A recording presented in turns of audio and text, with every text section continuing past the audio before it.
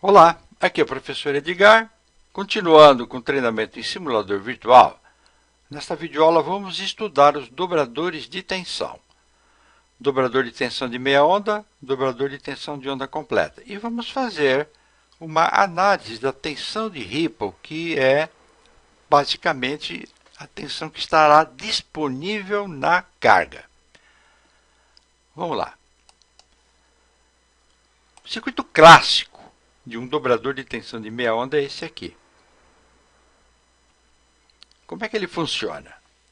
Vamos começar analisando pelo semiciclo negativo. Nestas condições, esse diodo vai estar polarizado diretamente e esse aqui reversamente. Então, D2 vai atuar como uma chave eletrônica fechada e D1, chave eletrônica aberta. Levando-se em consideração o sentido convencional da corrente do mais para o menos. Então, nós vamos ter este sentido de corrente fechando do mais para o menos, carregando este capacitor com o valor de pico da tensão de entrada, que dá algo em torno de 155,1 volts. Como é calculado? É só aplicar a fórmula Vp igual a VRMS vezes raiz de 2, ou 110 volts vezes 1,41.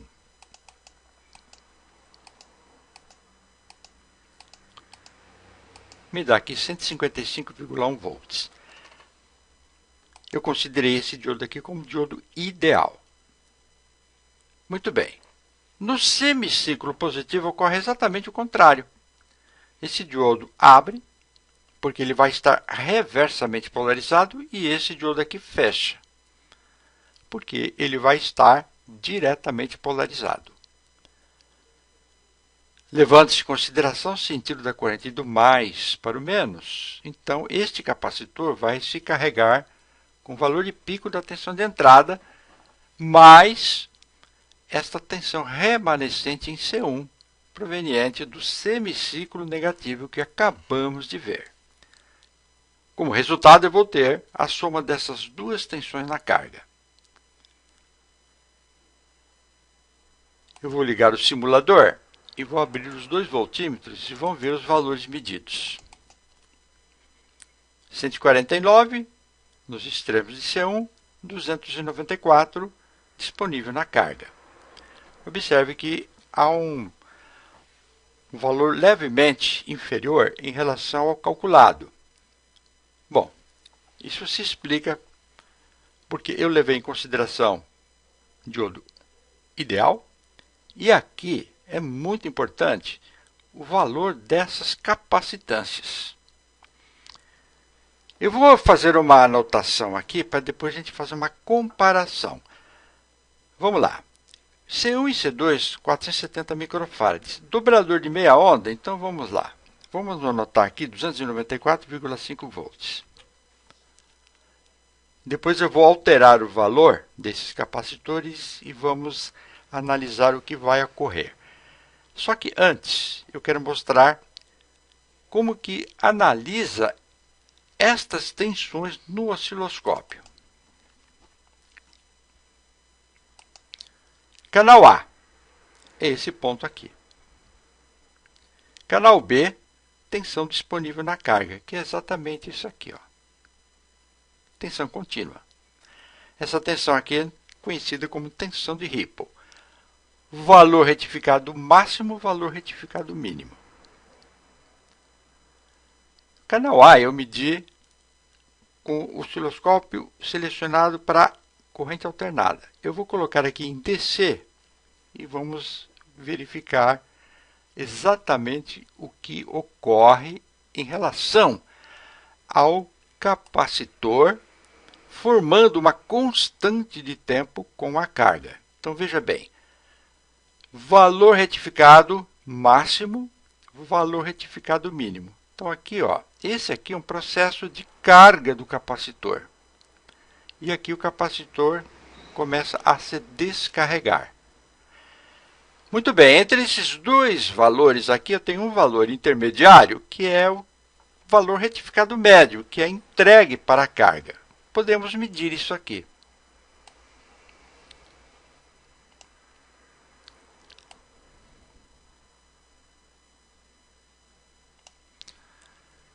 294,18 volts, 294,5 volts. Muito bem. Eu quero medir somente a tensão de Ripple. Quero saber qual o valor de pico e valor de pico a pico dessa tensão de Ripple. Vou desligar, então, este canal A e vou selecionar o canal B para medir AC. Está aqui a tensão de Ripple, exatamente em cima de um referencial zero. Eu vou ajustar a sensibilidade vertical. Vou dar uma pequena expandida. Aqui tá bom.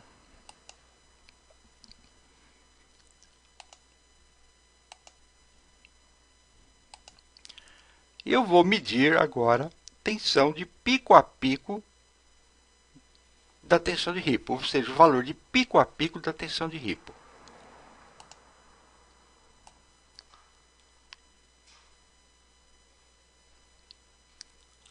Teoricamente, então, aqui eu tenho o valor retificado máximo. E aqui, o valor retificado mínimo. O valor de pico a pico em torno de 9,05 volts. Evidentemente que este valor aqui, teoricamente, é o valor retificado médio. Muito bem. Eu havia dito para vocês, em função das diferenças de tensões medidas e calculadas, que este capacitor aqui e este capacitor, os dois capacitores, eles têm uma influência muito grande em relação ao desempenho do dobrador. Então vamos lá. Eu vou aumentar 10 vezes o valor desses dois capacitores aqui. Vamos fazer uma simulação e vamos observar que o valor da tensão entregue na carga vai aumentar. Por quê? A tensão de Ripple vai diminuir. Então vamos acompanhar.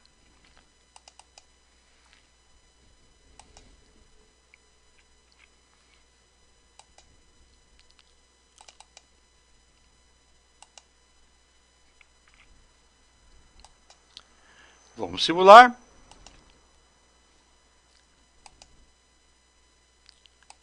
Observe que diminuiu consideravelmente a tensão de Ripple e a tensão na carga, algo em torno de 307 volts, 306,8 volts. Vamos anotar aqui então. Veja bem, C1, C2 agora com 4.700 microfarads, a tensão foi para 306. Observe que houve um aumento considerável. Muito bem, vamos fazer agora a análise de um dobrador de tensão de onda completa. Antes, eu queria comentar com vocês um detalhe que eu acho muito importante. Por exemplo, estamos levando em consideração aqui uma tensão de Ripple com seus valores de pico a pico. Vamos levar em consideração também a frequência dessa tensão de Ripple. E é fácil medir isso aqui, ó. Eu vou pegar esses dois pontos aqui e posicionar o cursor.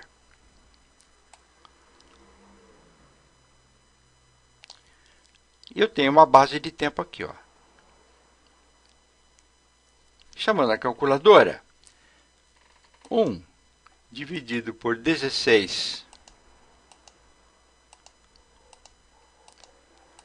Eu vou multiplicar por 1000 porque eu estou trabalhando com milissegundos, então vezes 1000,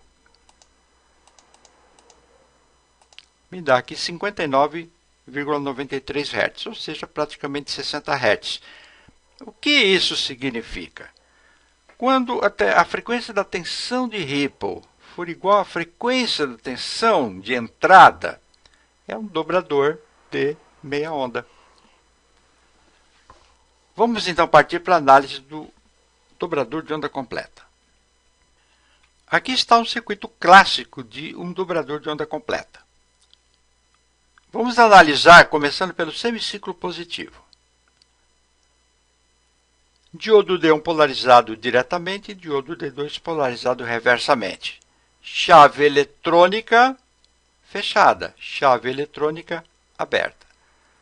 Sentido da corrente do mais para o menos vai carregar este capacitor C1, com o valor de pico da tensão de entrada. Semiciclo negativo ocorre exatamente o contrário.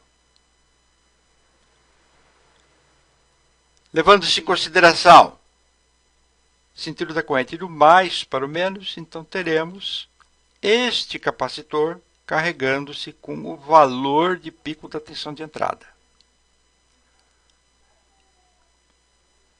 Por conseguinte, vamos ter na carga a soma das duas tensões. Comportam-se esses dois capacitores como duas fontes ligadas em série. Muito bem. Vou fazer agora a simulação e ligar o instrumento.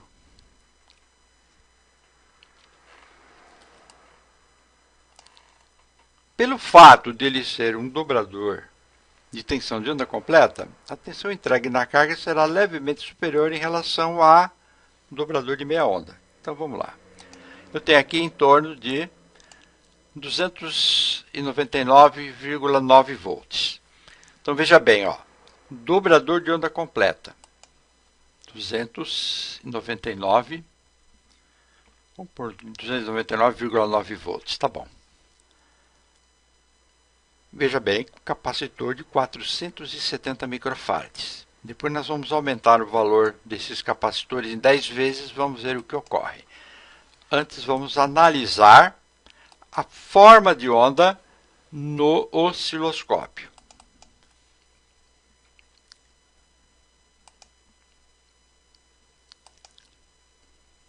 Está aqui. Canal A. E aqui o canal B, tensão disponível na carga.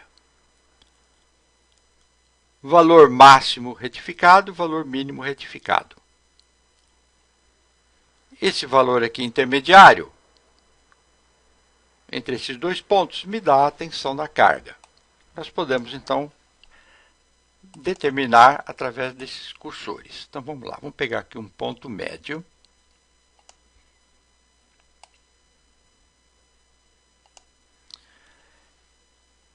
R$ 299,225 volts. 299,944 volts. Veja bem que nos dois casos, no caso anterior, como neste caso, a análise foi feita levando-se em consideração diodo ideal. Eu quero medir somente a tensão de Ripple. Vou desligar o canal A, ajustar o canal B para medir AC e vou alterar a sensibilidade do vertical. Vou dar uma expandida aqui. Então, posso medir o valor de pico a pico dessa tensão de Ripple. Algo em torno de 8,65 volts. Muito bem. Eu vou medir agora a frequência dessa tensão de Ripple. Então, eu vou aproveitar e vou colocar como ponto de referência esses dois valores aqui, ó. Me dá uma base de tempo de 8,395 milissegundos. Chamando a calculadora, 1 dividido por 8,395 vezes 1000, 120 Hz aproximadamente, praticamente 120 Hz. O que significa isso? Quando a tensão de Ripple tiver uma frequência que é o dobro da frequência da tensão de entrada, trata-se de um dobrador de tensão de onda completa. Vamos agora alterar o valor desses capacitores e vamos analisar o que vai acontecer na saída. Então vamos lá.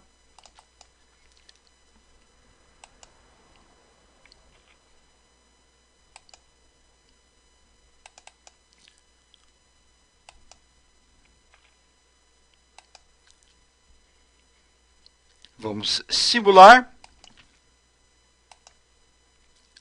Observe que o valor caiu consideravelmente. E aqui aumentou.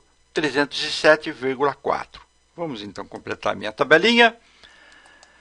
307. Então veja bem, ó.